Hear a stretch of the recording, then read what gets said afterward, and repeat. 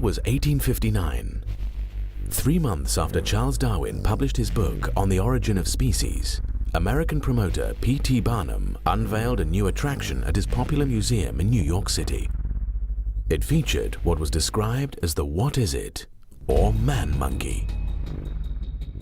Visitors were told that the creature had been captured by hunters in Africa, who discovered a race of beings roving among the trees and branches like apes and monkeys. Museum staff declared that the creature had been pronounced by scientists as a connecting link between African blacks and lower animals. In reality, Barnum's so-called man monkey was an African-American man named William Henry Johnson. Thanks to Barnum, Johnson spent much of his life on public display as an evolutionary missing link, sometimes in a cage. Many reporters at the time were happy to promote the deception. The New York Tribune declared that Barnum's performer seemed to be a cross between an ape species and a Negro, while another paper declared, "The head is shaped like that of a monkey, but the face is more like that of an African Negro of the lower order. It has been pronounced by naturalists as a specimen of the connecting link between man and monkey." Many more supposed missing links were marketed to the public at freak shows throughout America. In the 1880s, there was Crow, promoted as living proof of Darwin's theory of the descent of man. She was described as a perfect specimen of the step between man and monkey. Actually, Crow was a young woman from Southeast Asia who suffered from hypertrichosis, a rare genetic condition that produces excessive hair. In the early 1900s, there was Congo, the ape man, usually exhibited in a cage next to a chimpanzee. Most of these early presentations of missing links were crude hoaxes put forward by hucksters, not scientists. But the quest to dramatize the lower stages of human evolution eventually reached far beyond freak shows. It ultimately involved the most elite members of the scientific community, and it was given a platform at one of the most celebrated events in early 20th century America. More than a century ago, it was one of the most visited locations in the entire United States, the site of the 1904 St. Louis World's Fair. Attracting more than 19 million visitors, the World's Fair was known for its lavish neoclassical buildings, its 22-story high Ferris wheel, and the public debut of innovations such as the X-ray machine and the ice cream cone. But the fair had a darker side.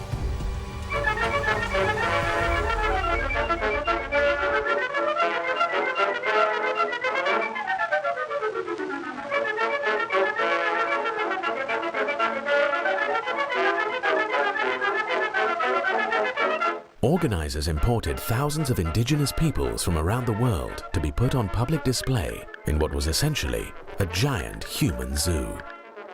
Unlike freak shows, the human zoo in St. Louis was created with the cooperation of America's scientific establishment.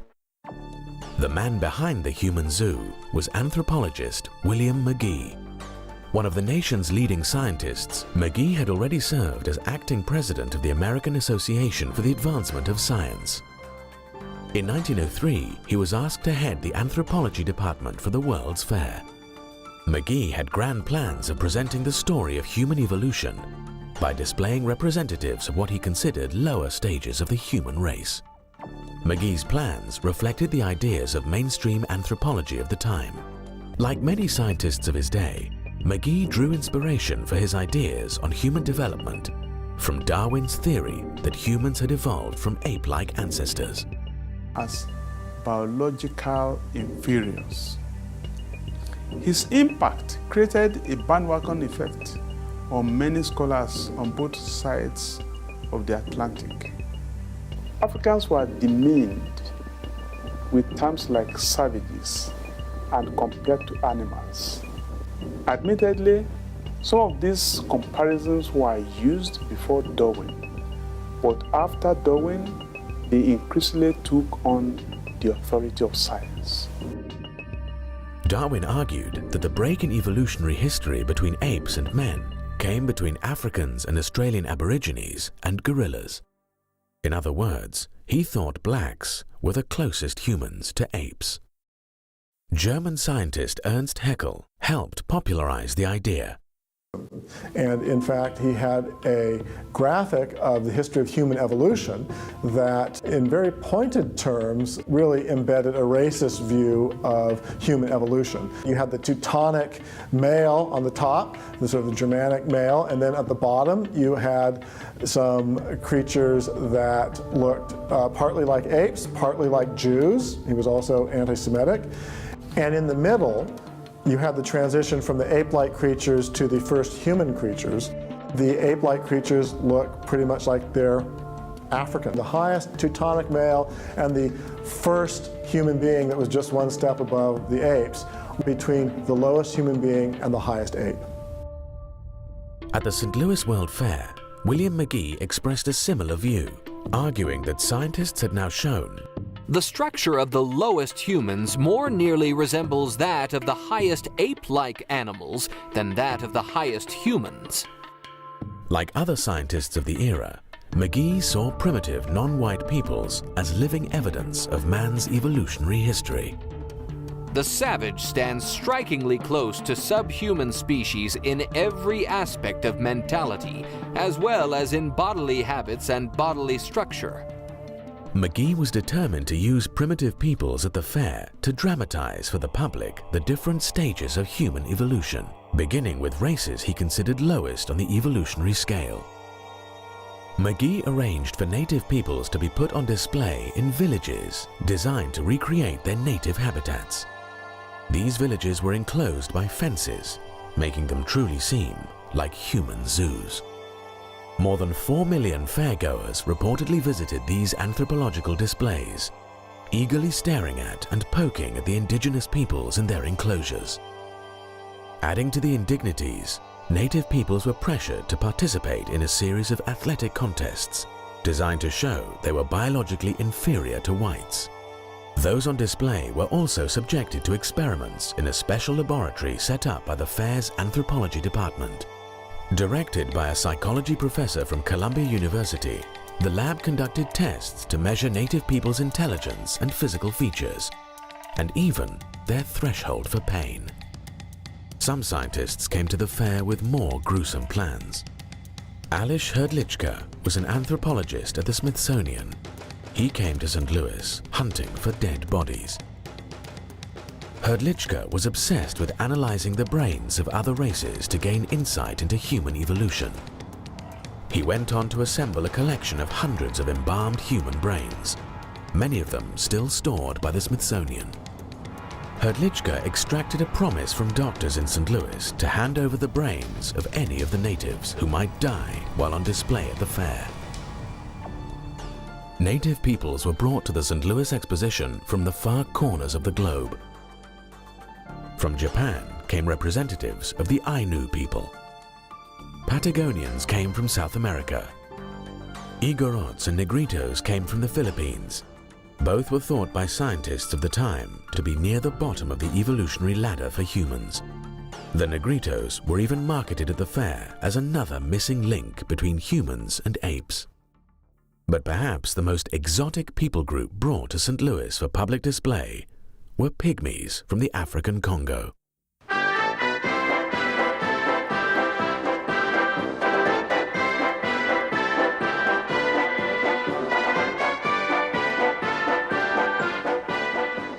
Will the pygmies brought last week to the World's Fair prove Darwin's theory of the missing link?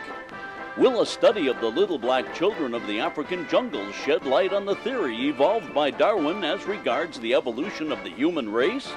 Dr. W.J. McGee, chief of the anthropology department of the World's Fair, is convinced that it will. This is the first time that the Aboriginal people of Africa have been brought to an English-speaking country. This is the first opportunity that has been presented to scientists to study them. Many characteristics were noticed in the pygmies that closely resemble the ape or the simian type. It is believed that the pygmies, who are said to represent the lowest form of human development, are next removed from the simian family. The pygmies appearing at the St. Louis World's Fair had been transported from Africa by former missionary turned explorer Samuel Phillips Werner. Werner had gone to Africa with the explicit goal of finding pygmies to display at the fair. He had gone to the Congo heavily armed, and he had gone hunting for these people he called pygmies, these diminutive people of the Central African forest. The fair's anthropologist William McGee repeatedly compared the pygmies to monkeys and apes. In the journal Science, he even asserted that pygmies were commonly considered to approach subhuman types more closely than any other variety of the genus Homo. The pygmies were less than thrilled by their welcome at the fair. The Americans treat us as they do our pet monkey. They laugh at us and poke their umbrellas into our faces. They do the same to our monkey. One pygmy at the fair became a special celebrity. His name was Ota Benga. Samuel Werner had purchased him at a slave market. Ota Benga was advertised to fairgoers as the only genuine African cannibal in America today.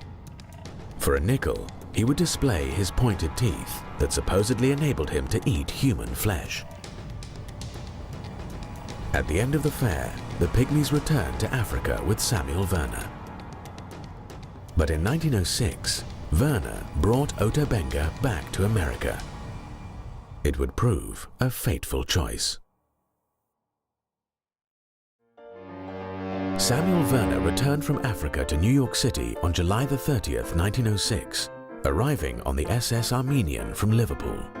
He was accompanied by 2 chimpanzees, a snake, a parrot, and 50 boxes of materials from Africa that he hoped to sell to museums. He was also joined by Ota Benga. Werner quickly departed New York, leaving Benga at the American Museum of Natural History in Manhattan. Established in 1869, the museum was already becoming one of the premier scientific institutions in the world.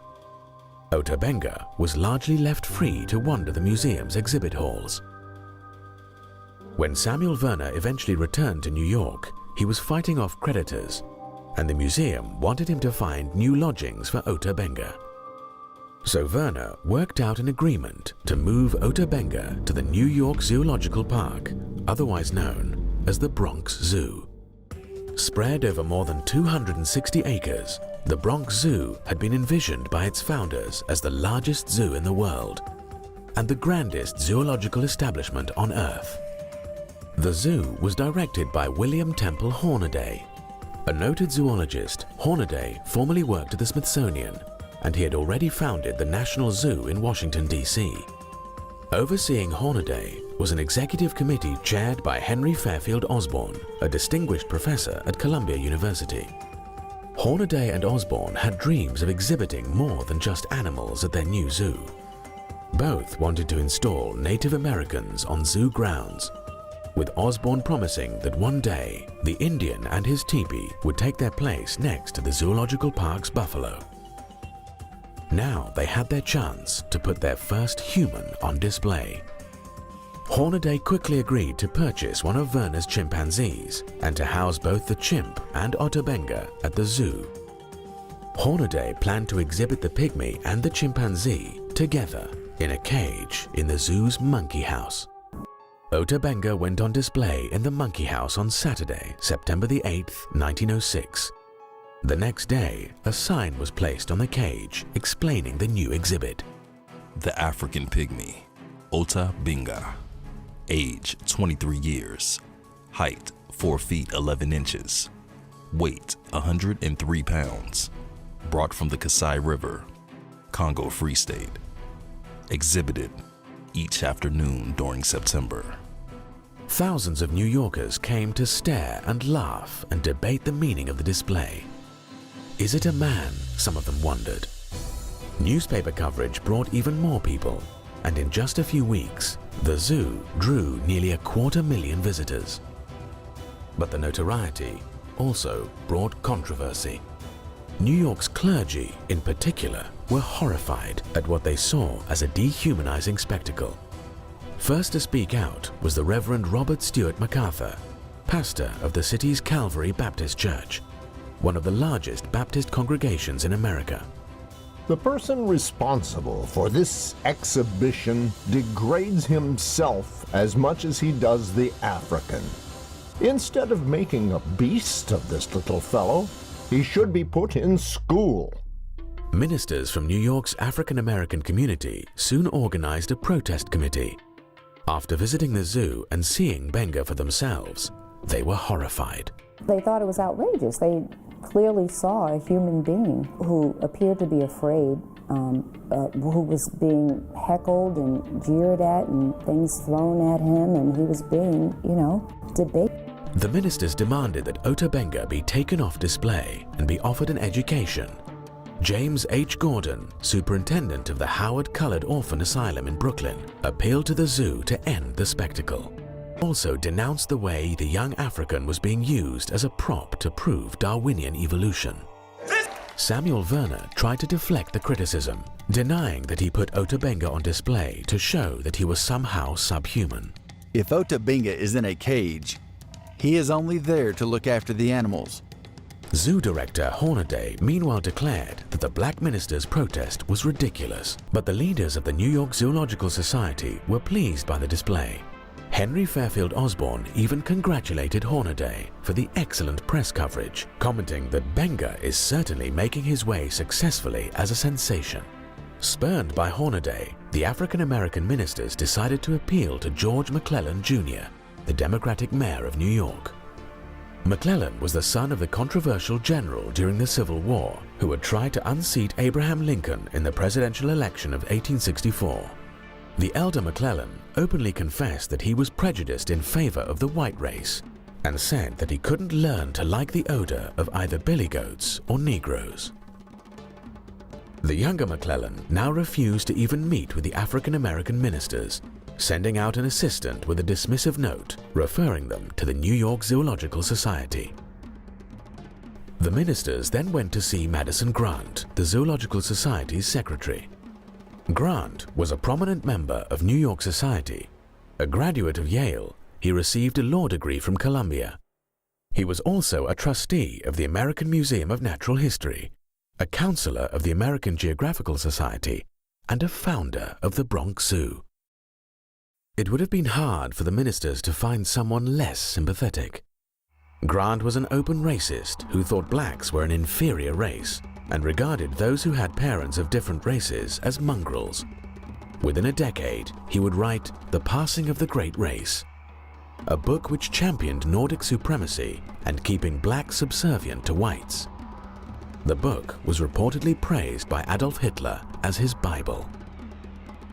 Grant also rebuffed the ministers. So did the city's most prominent newspaper, the New York Times, which professed to be puzzled by the anger of the protesters. We do not quite understand all the emotion which others are expressing in the matter. Describing African pygmies as very low in the human scale, the Times made clear that it viewed pygmies as less than fully human. Whether they are really closer to the anthropoid apes than the other African savages, or whether they are viewed as the degenerate descendants of ordinary Negroes, they are of equal interest to the student of ethnology and can be studied with profit. The editors at the Times thought it absurd to make moan over the imagined humiliation and degradation Ota Benga was suffering. In fact, they claimed the pygmy was probably enjoying himself. The suggestion that Benga should be placed in a school instead of a cage ignores the high probability that school would be a place of torture to him, and one from which he could draw no advantage whatever. The idea that men are all much alike except as they have had or lacked opportunities for getting an education out of books is now far out of date. After African-American ministers criticized the zoo for trying to use Ota Benga to prove Darwinian evolution, the New York Times weighed in again. The Reverend Colored Brother should be told that evolution, in one form or another, is now taught in the textbooks of all the schools, and that it is no more debatable than the multiplication table. As protests continued, increasingly rowdy crowds came to the zoo in order to visit the pygmy. On Sunday, September 16th, 40,000 people converged on zoo grounds to see the city's newest sensation. According to press reports, the mobs chased Ota Benga around the zoo all day, howling, jeering and yelling. Some of them poked him in the ribs, others tripped him. All laughed at him. Benga responded by shooting an arrow at his tormentors, after which zookeepers caught him and returned him to his cage. As both crowds and Ota Benga became unruly, zoo director Hornaday grew increasingly defensive. He now claimed that he had decided to exhibit Ota Benga in a cage simply for convenience. The open-air cage was the best place we could find to put him, where everybody could see him. Eventually, the continued controversy made Hornaday want to wash his hands of the whole affair. Ultimately, an agreement was reached to move Ota Benga to the Howard Colored Orphan Asylum and later to a seminary in Lynchburg, Virginia. There, nearly 10 years later, Ota Benga shot himself to death. Benga had expressed a desire to return to his native Africa, but by 1916, the continent was being further ravaged by European powers as they fought World War I, so return was no longer an option. I think the hopelessness of it all, the trauma he had sustained, the loneliness, and I can't even imagine. He had no idea what had become of his people, if his village was still even there. In one final indignity, the New York Times published an obituary assuring readers that during Ota Benga's stay in their city, he was actually an employee of the Bronx Zoo who had been hired to feed the apes. According to the Times, it was this employment that gave rise to the unfounded report that Ota Benga was being held in the park as one of the exhibits in the monkey cage. Ota Benga was largely forgotten by history until the 1990s. But the passion of social Darwinists in America for putting humans on display continued. And 15 years later, some of the same figures involved in the Ota Benga scandal would be involved in another kind of human display, one whose impact would prove even more horrifying.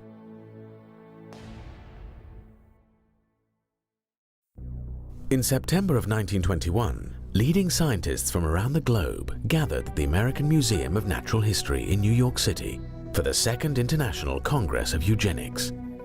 Eugenics was the science of breeding better people. The term had been coined by Charles Darwin's cousin, Francis Galton. But Darwin himself helped lay the groundwork for eugenics in his book, The Descent of Man. According to Darwin, human beings developed through a long and cruel process of natural selection or survival of the fittest. Less fit organisms died, leaving more capable organisms to reproduce and flourish. It was this ruthless process of elimination, not the foresight of a designer, that had propelled human beings to the top of the evolutionary ladder.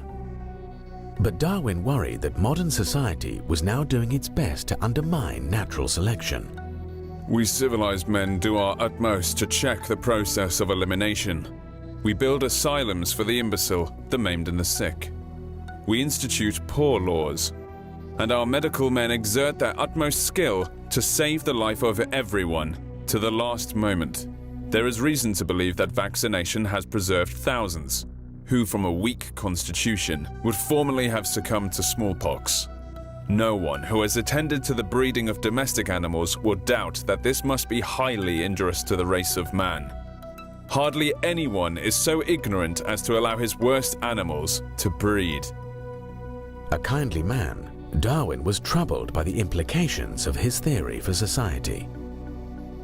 But his followers had a solution. They thought they could apply Darwinian selection rationally and humanely through the science of eugenics, which became known as the self-direction of human evolution. Eugenics was eagerly embraced by America's scientific elites. The Museum of Natural History drew scientists from America's top research institutions, including Harvard, Yale, MIT, the Smithsonian, Ohio State, UC Berkeley, and the University of Texas.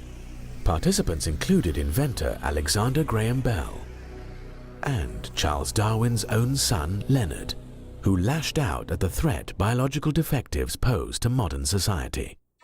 Scientists were welcomed to the Eugenics Congress by then President of the American Museum of Natural History, Henry Fairfield Osborn, who had been involved in the display of Ota Benga at the Bronx Zoo. A future head of the American Association for the Advancement of Science, Osborn had become one of the most celebrated scientific champions of evolution in America. Soon he would become embroiled in a controversy with politician William Jennings Bryan over a fossilized tooth discovered in Nebraska. Osborn insisted that the tooth supplied irrefutable evidence of the existence of man-like apes in ancient North America. To his embarrassment, the tooth later turned out to be part of an extinct pig. At the Eugenics Congress, Osborn told scientists that eugenics was essential to the future of human evolution. To know the worst as well as the best in heredity, to preserve and to select the best, these are the most essential forces in the future evolution of human society. Osborn also attacked racial intermarriage. 500,000 years of human evolution have impressed certain distinctive virtues as well as faults on each race. Put three races together, you are likely to unite the vices of all three as the virtues. Osborn argued that racial groups should be studied to determine what tasks each race is best fitted to accomplish. But it was clear that he already thought he knew the proper place of non-whites. If the Negro fails in government, he may become a fine agriculturalist or a fine mechanic. The American Museum of Natural History accompanied the Eugenics Congress with a major museum exhibition designed to sell eugenics to the American public. Participants included America's top publishers, insurance companies, government agencies, and private groups like the American Red Cross. As many as 10,000 people attended the special exhibition. There were no live humans put on display at the eugenics exhibit, but it was still a kind of human zoo. It put human racial groups under the microscope to judge their worth to society. There were displays highlighting differences between black and white babies in the womb, displays comparing the mental stamina of different races, displays reporting on the capabilities of immigrants, and displays showcasing equipment for measuring human intelligence and other features. There also were displays about the human brain. One compared the brains of criminals and non-criminals. But the most extensive brain display was created by anthropologist Alois Hrdlicka from his growing collection of embalmed brains. Hrdlicka left his original specimens stored in jars at the Smithsonian, but he brought gelatin models of the embalmed brains of apes and 3 races of humans. Hrdlicka's presentation filled 7 separate display cases. It also included a series of skulls from Native Americans.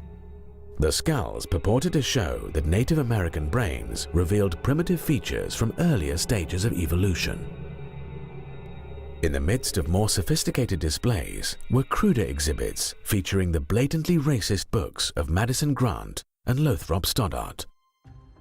Stoddart had published The Rising Tide of Color Against White World Supremacy.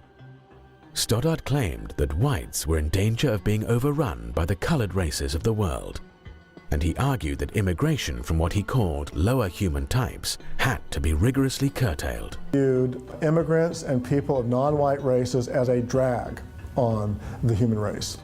Eugenists viewed blacks and Mexicans and Hispanics as throwbacks, and they justified this in the name of Darwinian science. The eugenics exhibition advocated a chilling agenda for public policy, including forced sterilization and harsh new restrictions on immigration. It also promoted a radical proposal advanced by the Eugenics Record Office, one of the eugenics groups participating in the exhibition. The proposal called for assembling biological profiles on all Americans to determine whether they were biologically fit to mate. The Eugenics Records Office was so extreme, they wanted to hold records on everyone in the United States, biological records showing their family trees, so that if you wanted to marry someone, you could write to them and they could tell you whether the person you were wanting to marry had a fit family tree in evolutionary terms, so that you could marry them. or if they had bad heredity so that you couldn't. And in fact, they had exercises and packets that were given to biology teachers around the country, that one of the exercises you were supposed to do in your biology class when you were studying evolution and then eugenics was to have kids fill out this form with their family tree of who were the black sheeps of the family, what diseases they had in the family, so that these could then be sent off to the eugenics records office and their vaults, and so that they could keep records on everyone.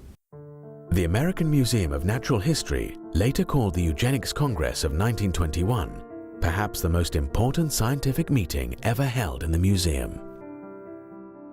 A decade later, the museum was at it again, hosting the Third International Congress of Eugenics in 1932. This time, it put on an even more extensive museum exhibition for the public.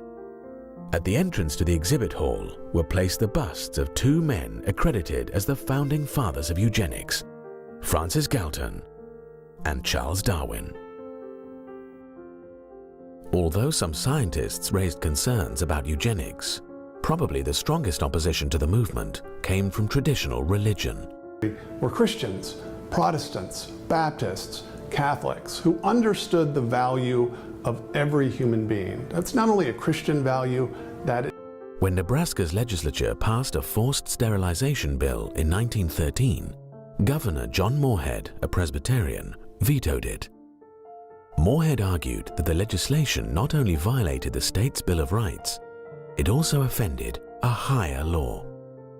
This proposed legislation seems more in keeping with the pagan age than with the teachings of Christianity.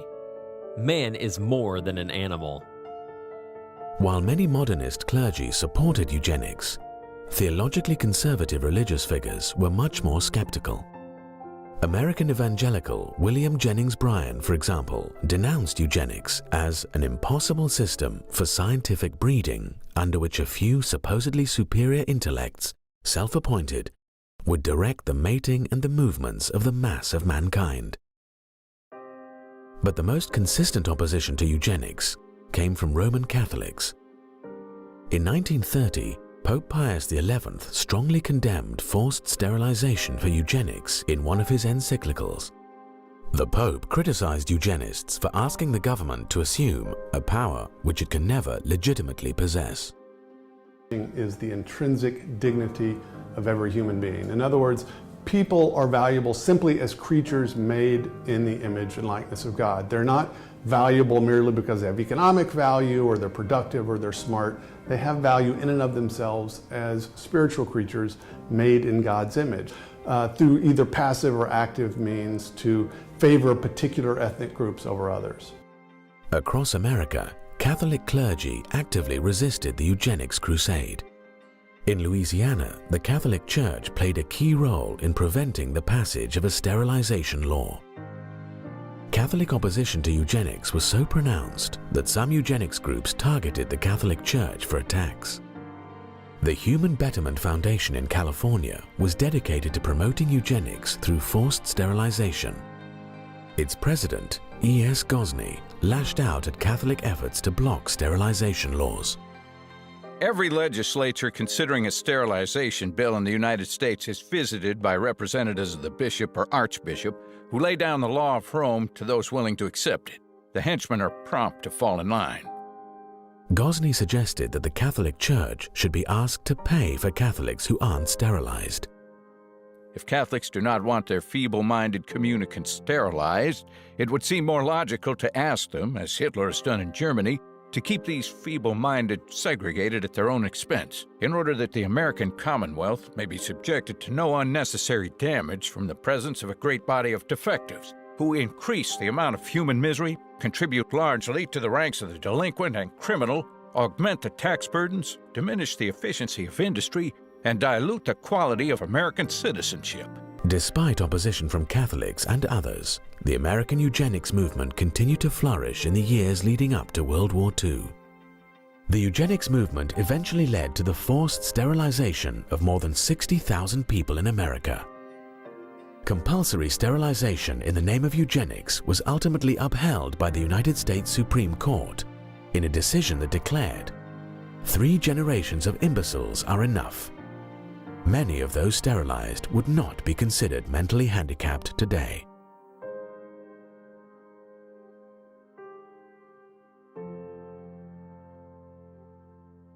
The eugenics movement also succeeded in securing the passage of a draconian immigration law that sharply restricted the flow of non-Nordic ethnic groups into the United States. While considering the legislation, the United States Congress invited testimony by a leading eugenist on the biological aspects of immigration. Who are coming from non-Germanic, non-Northern European countries, and so people coming from Mexico to the United States, or people coming from Africa or Southern European countries that had people that the eugenists viewed as evolutionarily backward. But the most horrifying implementation of eugenics policies took place not in America, but in Nazi Germany. The Nazis ultimately sterilized more than 300,000 supposed hereditary defectives in the name of eugenics. They then started gassing the disabled at special medical facilities. It was in these killing centers that the Nazis began to perfect the methods they would later use to exterminate Jews. The sordid history of eugenics and the mainstream scientific community's embrace of it remains completely unknown to many Americans. So does the scientific community's involvement with social Darwinism and scientific racism, including human zoos. It's a history some people are still trying to cover up.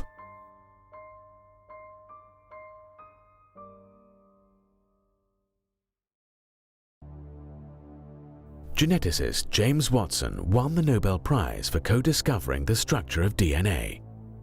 But in 2007, he sparked outrage when he suggested that African blacks were genetically inferior to European whites. Echoing the arguments of scientific racists from the past, Watson claimed that black inferiority was due to evolution. There is no firm reason to anticipate that the intellectual capacities of peoples geographically separated in their evolution should prove to have evolved identically. James Watson. Watson was widely condemned for his comments, both inside and outside of the scientific community. It was an indication of how times have changed. But although scientific racism no longer receives support from mainstream science, many in the scientific community remain reluctant to honestly discuss the past. Sharon Weston Broome is mayor of Baton Rouge, Louisiana. In 2001, she was a member of the Louisiana House of Representatives when she proposed a resolution to encourage teaching students about the history of scientific racism. The resolution highlighted Darwin's views on race, as well as how his views had been exploited by other scientists, such as Ernst Haeckel, to promote racism. The resolution also encouraged teaching students more recent scientific findings supporting racial equality. I'm not asking you to take evolution out of the school. I am merely asking the legislature, the State Department of Education, the Board of Regents, and the state university systems that they be made aware that Darwin promoted the justification of racism in his definitive works on the origin of species by means of natural selection and the descent of man. I certainly understand that racism was in effect before Darwin. This has never been denied. Yet he was the originator of a scientific justification for racism, as well as giving wings to modern racism. Harvard University's Stephen Jay Gould wrote, quote, "Biological arguments for racism may have been common before 1859, but they increased by orders of magnitude following the acceptance of evolutionary theory." Broome's resolution provoked a firestorm, with supporters of Darwin's theory accusing her of trying to unfairly malign Charles Darwin. This resolution is not only a product of creationists, but also Christian supremacists. And Christian supremacism is a hate-based ideology, and you can't combat hatred with hatred. I never, ever have emulated any type of hate towards anyone. The resolution only passed after all references to Darwin and Haeckel were deleted. It was as if scientific racism had never happened. But Louisiana isn't the only state where the past misuse of science has been censored. In 2007, the Kansas State Board of Education rewrote a statewide curriculum standard about the history of science. The standard originally called for students to understand both the positive and negative aspects of science on society, including how science can be abused. As examples of the abuse of science, the original standard cited the eugenics movement, scientific racism, and the infamous Tuskegee syphilis experiment, where government researchers left poor black men untreated for syphilis in order to observe the progression of the disease. The Kansas Board of Education revised the curriculum standard to eliminate any study of the abuses of science. Now students would only learn about how science had improved society. The original standard did not mention Darwin or Darwin's theory. That did not stop proponents of rewriting the standard from claiming they were defending the teaching of evolution. But public officials aren't the only ones who have tried to cover up the history of scientific racism. Some of the institutions most involved in promoting scientific racism in the past are still suppressing their own history. The American Museum of Natural History remains one of the world's leading science museums, but to this day, it has never apologized for the role it played in promoting the international eugenics movement. It has also tried to downplay the role of scientists in promoting scientific racism. In 2005, the museum mounted a major new exhibition on the life and legacy of Charles Darwin. The exhibition is still available today as a traveling exhibit. The exhibit contains a section on social Darwinism that fails to acknowledge any involvement by the scientific community in either eugenics or scientific racism. Even more glaringly, the exhibit also fails to disclose the museum's own role in promoting social Darwinist policies like eugenics. According to the current exhibit, social Darwinism had no real connection with either Darwin or science. Promoting racism and even racial extermination, extinction of races. They were promoting the gaining of living space. Charles Darwin himself to some degree, many other leading biologists, Ernst Haeckel in Germany, and many others. You could go on. And by the 1920s and 30s, they were becoming very prominent. Officials at the American Museum of Natural History declined a request to be interviewed for this documentary. Their stated reason was that filmmakers were unable to purchase $2 million in insurance. The museum also turned down repeated requests to answer questions about its history in writing. Officials at the Bronx Zoo are likewise skittish when it comes to discussing its display of Ota Benga. They also refuse to be interviewed. And if you visit the zoo today, you won't find any remembrance of what happened to Ota Benga. Instead, what they've done is they've closed off the monkey house. So where Ota Benga was housed, It's as if zoo officials hope that Ota Benga and the scientific racism that dehumanized him will stay forgotten. Others seem to share the same hope. But some things should never be forgotten, because things that are forgotten have a way of coming back. Nazis scum! Off our streets! Nazis scum! Off our streets! The recent resurgence of white supremacist groups in America has raised chilling echoes of the past. Evolutionary arguments for racism that were rejected by the scientific community are now being resurrected by modern racists. In 2009, white supremacist James von Brunn drove to the Holocaust Museum in Washington, D.C., where he fatally shot an African-American security guard. Von Brunn had published a manifesto arguing that crossbreeding whites with species lower on the evolutionary scale diminishes the white gene pool while increasing the number of mongrels. Richard Spencer is a leader of the so-called alt-right. He argues that, quote, Darwinism offers a compelling and rational justification for whites to act on behalf of their ancestors and progeny and feel a shared sense of destiny with their extended kin group, unquote. In a 2017 study, more than 400 self-identified members of the alt-right revealed that they view blacks, Mexicans, and other racial and ethnic groups as less evolved and closer to humans' ape-like ancestors than whites. The misuse of science to promote racism is no longer just a sad relic of our history. It's also an uncomfortable part of our present. One reason we should remember the sins of the past is to help us avoid making the same mistakes again. We need to learn from the past, not cover it up.